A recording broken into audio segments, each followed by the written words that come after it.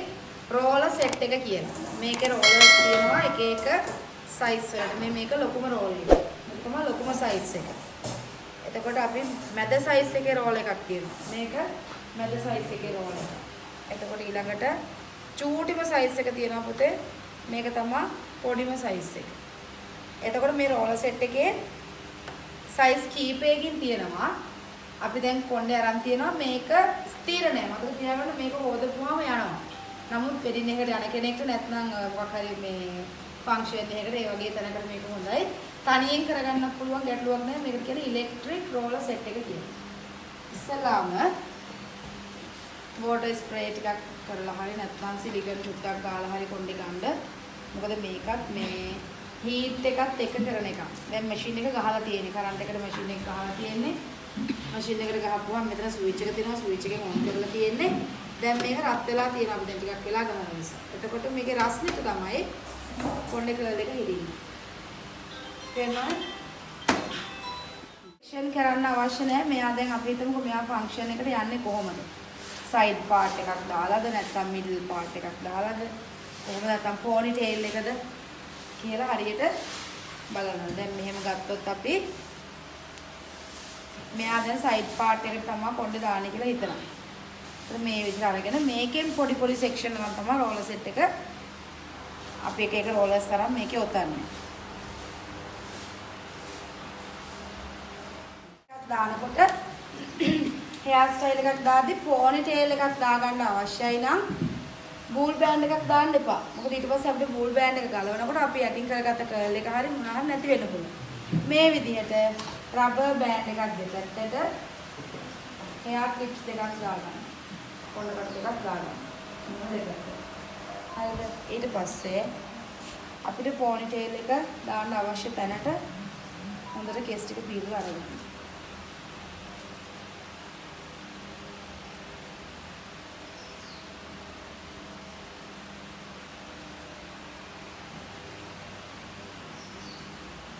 මේකට ටිකක් උඩටම දාගන්න ඈ. එතකොට කඩපුවාම කර්ල් එක උඩින්ම තියෙනවා.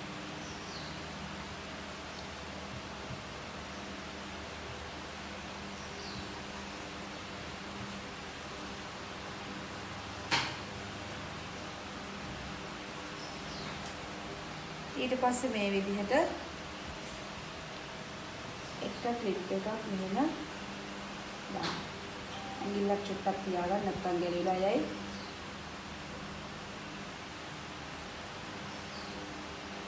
ඊට පස්සේ මේක හොඳට රවුමන්ට් එකක් හොඳට හිර වෙන්න කරකවලා අරගන්න.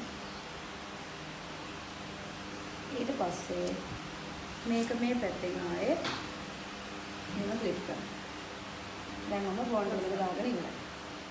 මේ මැද සයිස් එකේ රොඩ් එකක්. මේක අපි මෙහෙම ඇතුළට දාලා මේ විදිහට හොඳට මේක අපි මේක දැන් රස්නයක් තියෙනවා. මේ රෝලර් එක රත් වෙලා තියෙන්නේ.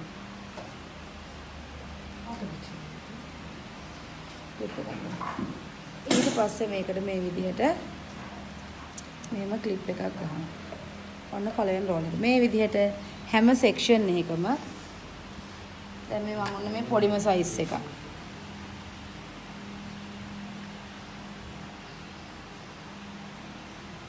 මේක රත් වෙලා තියෙන හොඳට මේ රස්නෙට තමයි මේ කර්ල් එක හිටින්නේ. මේ විදිහට මුළු කොණ්ඩෙම රෝලර්ස් වලින් ඔතනවා.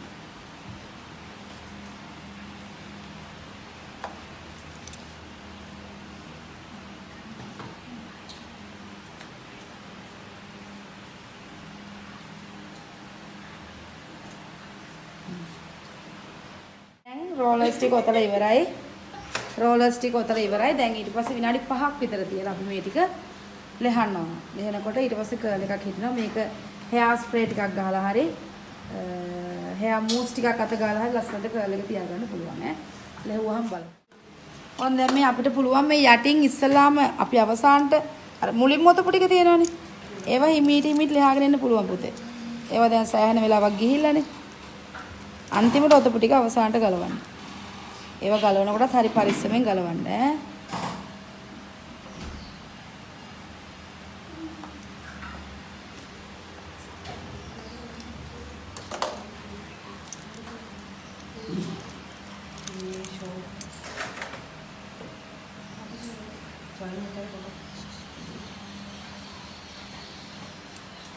මේ විදිහට තමයි ගලවනකොට කර්ල් එක හිටින්නේ.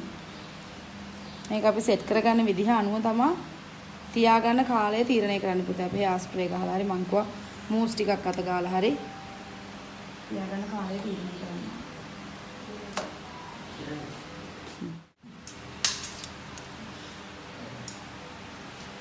මේ විදිහට තමයි දැන් මේ කොණ්ඩේ ස්ට්‍රේට් කොණ්ඩයක් තිබ්බ වලට මතකයි. දැන් ලස්සනට මේ කර්ල්ස් ටික ඇවිල්ලා තියෙනවා. ඒක ලෙහෙනකොටත් හරි පරිස්සමෙන් මං කිව්වා රෝලර් එක ලෙහෙනකොට හරි පරිස්සමෙන් ලෙහන්න ඕනේ නැත්නම් කර්ල් එක දිග යනවා. මේක ස්ථිර එකක් නෙවෙයිනේ.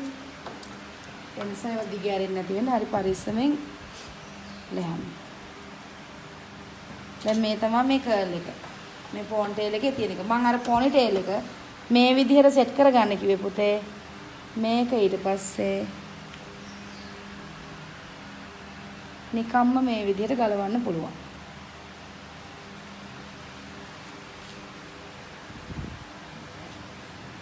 ඊට පස්සේ අපිට මෙයාට අවශ්‍ය විදිහට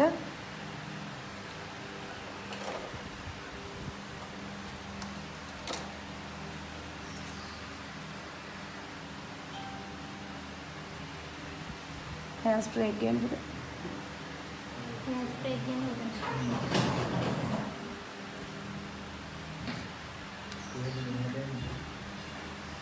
මේ ටික ආයෙ ඔයාලට මේ ඉස්සරහා ඕන නම් අර කඩපුවාම එන කොටස් තුන ඒ ටික පොඩ්ඩක් ආයෙ රෝලර් සෙට් එකක ඔතන්න පුළුවන්. ඒ ඔතන්නකො සාවිල්ල.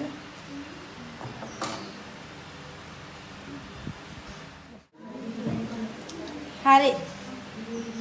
මේ තමයි ඒ රෝලර්ස් වලින් ඉලෙක්ට්‍රික් රෝලර්ස් වලින් රෝල් කරාට පස්සේ අපි එතුවට පස්සේ මේ විදිහට තමයි කර්ල් එක හිටින්නේ. මේක අවශ්‍ය හැඩයකට හේර් ස්ප්‍රේ ගහලා ඔයාලට කැමති හැඩයකට හේර් ස්ටයිල් එකක් දාන්න ඕන නම් හේර් ස්ටයිල් එකක් දාලා කැමති ක්‍රමයකට මේක සෙට් කරගන්න පුළුවන් පුතේ ඈ. මේ විදිහට තමයි කර්ල්ස් ටික තියෙන්නේ. తాවකාලිකයි one day කර්ල් එකක් වොෂ් කරපුවාම මේක නැතුව යනවා. ඒක මතක තියාගන්න.